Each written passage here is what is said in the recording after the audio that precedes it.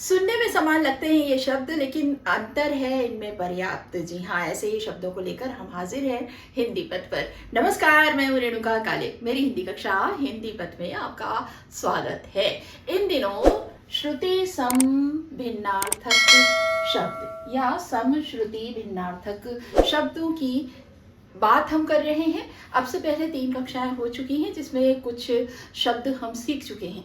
आज इसी क्रम को आगे बढ़ाते हैं। आज के शब्द देख लेते हैं, आइए जल्दी से। असमान, असमान का मतलब होता है जो बराबर ना हो। आसमान का मतलब आप जानते हैं आकाश। दोनों का स्वभाव असमान है ना। अक्सर 2 भाई हैं, 2 दोस्त हैं, उनके बारे में, या 2 लोग हैं उनके बारे में बात करते हुए हम कहते हैं कि वो साथ साथ रहते हैं, वो दोनों, लेकिन स्वभाव उनका असमान है। आसमान में पंछी उड़ रहे हैं, यानी आकाश में पंछी उड़ रहे हैं। ग्रह और गृह, ग्रह सौरमंडल का जो सौरमंडल है हमारा, उसके जो सदस्य हैं वो ग्रह कहलाते हैं, और गृह का मतलब होता है घर। अब देखते हैं प्रयोग। सौरमंडल में 9 ग्रह हैं। गृह का देखते हैं, यह गृह भव्य है। घर की भव्यता की बात हो रही है। अगला देखते हैं चिर और चीर। एक ही मात्रा का अंतर है। वर्तनी में आप देखेंगे तो छोटा ई की मात्रा, बड़ी ई की मात्रा। इसका अर्थ है चिर यानी बहुत समय या दीर्घ, और चीर यानी वस्त्र। प्रयोग है, लोग चिरकाल से रामायण पढ़ रहे हैं।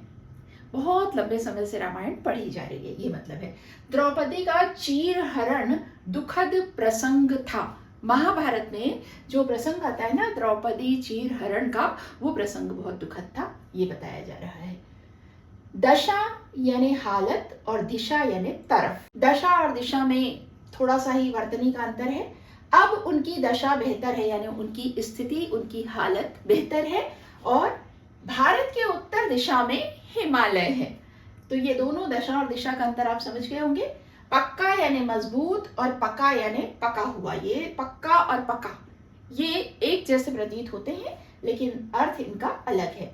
मैंने पक्का इरादा कर लिया है, और पका आम मीठा होता है। तो ये पक्का अलग है, ये पका अलग है। प्रणाम और परिणाम, तो देखिएगा, प्रणाम का मतलब होता है नमस्कार, और परिणाम का मतलब होता है नतीजा या फल, है ना। सभी बड़ों को प्रणाम, ठीक है, सभी बड़ों को प्रणाम। और परीक्षा परिणाम आने वाला है, यानी रिजल्ट आने वाला है, फल आने वाला है, परीक्षा फल, ये मतलब है। बलि, अगला है बलि। बलि यानी बलिदान, और बलि बड़ी की मात्रा लग गई यहाँ, तो इसका मतलब है ताकतवर या शक्तिशाली। प्रयोग देखते हैं। अनेक बलि के बाद स्वतंत्रता मिली है, यानी अनेक लोगों ने बलिदान दिया है, तब जाकर हम आजाद हुए हैं। और है भीम बहुत बली थे, यानी कि ताकतवर थे।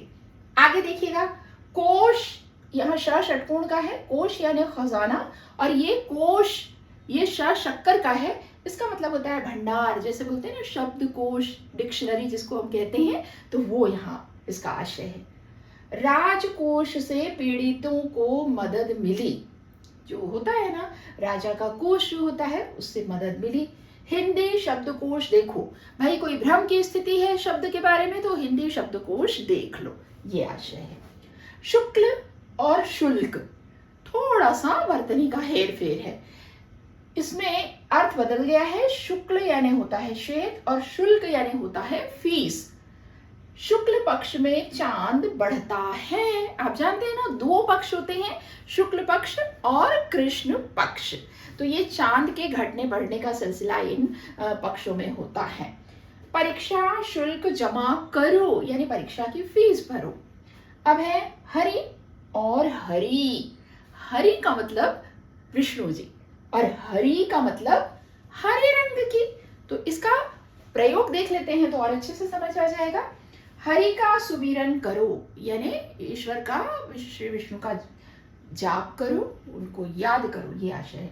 घास हरी है, तो घास के रंग की बात हो रही है, हरे रंग की है। तो आपने देखा कि यहाँ हमने कुछ शब्द जो देखे हैं, और पिछली 3 कक्षाओं में भी देखे हैं भाई, वहाँ जाकर देख लीजिएगा। तो इस तरह से मुझे ऐसा लगता है कि हमने ये 4 क्लासेस कर ली है और बहुत सारे शब्दों को हमने सीख लिया है जो एक जैसे सुनने में तो लगते हैं लेकिन उनके अर्थ में पर्याप्त अंतर है, और इस अंतर को हमने वाक्य प्रयोग के माध्यम से बहुत अच्छे से सीख लिया है। अगर ज़रूरत होगी तो इसी सिलसिले को फिर कभी और भी शब्दों को ऐड करते हुए आगे बढ़ा देंगे। फिलहाल ये क्रम, ये सिलसिला, ये जो श्रुति संभिन्नार्थक शब्दों की क्लास जो हम कर रहे थे, यहीं पर हम संपन्न करने जा रहे हैं। अगली कक्षा में होगी आपसे फिर मुलाकात। तब तक के लिए स्वस्थ रहिए, मस्त रहिए और दीजिए अनुमति हिंदी पद से अपनी काले मैम को। नमस्कार।